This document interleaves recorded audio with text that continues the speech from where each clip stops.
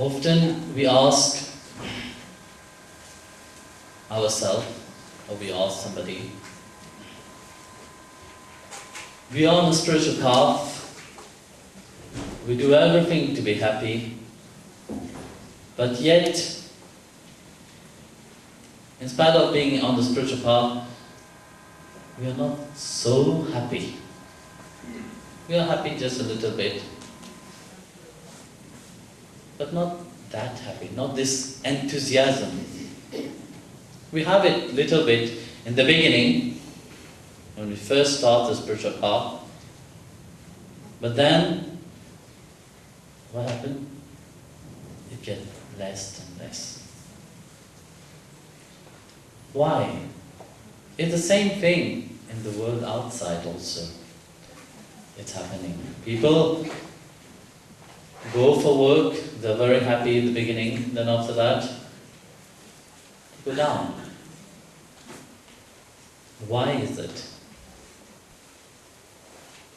It's simple, because human being on the path, whether spiritual or in the material field, in the working field, they become envious. When envy enters the mind of man, men become blind. And when men become blind, one don't see the light anymore. Your true self needs this light to survive. But looking how the mind functions, the mind dragged you into illusion. So when this envy enters the mind, one step away from this light. All the lights start to diminish within oneself. Because what happened, it's like you have a mirror, you clean the mirror, it's beautiful, you could look at yourself nicely. But with time the mirror accumulates dust. What do? You clean it. But all the quality of the mind, like envy, jealousy, pride, ego, when this arises, it's very difficult to clean. It's hard even. You try your best,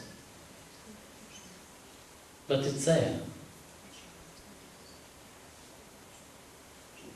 Like when you clean the mirror to look at yourself, you clean it clean. You don't clean it dirty.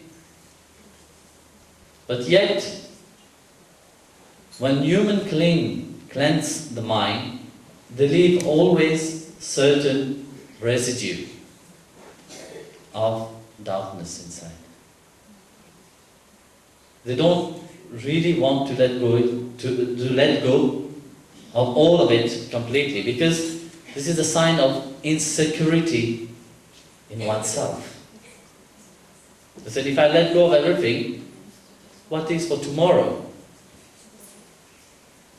Wasn't Christ said, if God is looking after everything, He will look after you also? Same.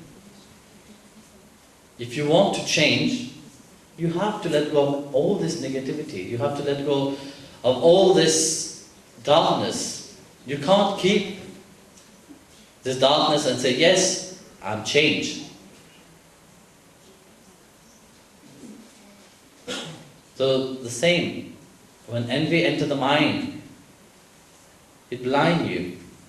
Because then you will always be jealous, you will always be angry about your neighbor. If you see that your neighbor is advancing spiritually, or the neighbor, your friend or your colleague is progressing, what will happen inside of you? You will try to do competition. You will try to compete with your colleague, so to be the best. But are you concentrating on your spiritual path, or are you concentrating on his progress? You should be happy if somebody is progressing. Because when you start to progress on the spiritual path, you develop this love.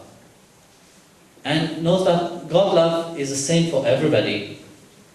Whether you are a wicked person or whether you are a saintly person, it's the same. But its reflection is different. How much do you reflect towards him, he will reflect back towards you the same. That don't mean that for a saintly person, the love of God is more. Or for a wicked person, he don't love. No, he loves everybody the same. That's why he graced so many people which was wicked to become saint. So that they can reflect this love. And this love is unique. The love of God is unique because each one have a personal relationship. And this relationship to the divine is between you and the Lord. There's not a second person in between. And this uniqueness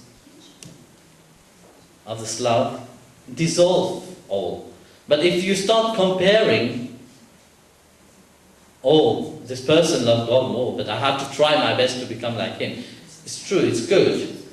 But at the same time, you have to be content with yourself. You can do that. You can become the same only by being content. Only by looking in yourself what and how you can change. It's not about looking in the others. Otherwise, your fault will be always in the outside, focusing, oh my goodness, this person, let's say for example, have made so much, what about me? You know, self-pitied. The more we look for self-pity, what is happening? Your chances of growing, or your chances of making your life better, is getting less and less.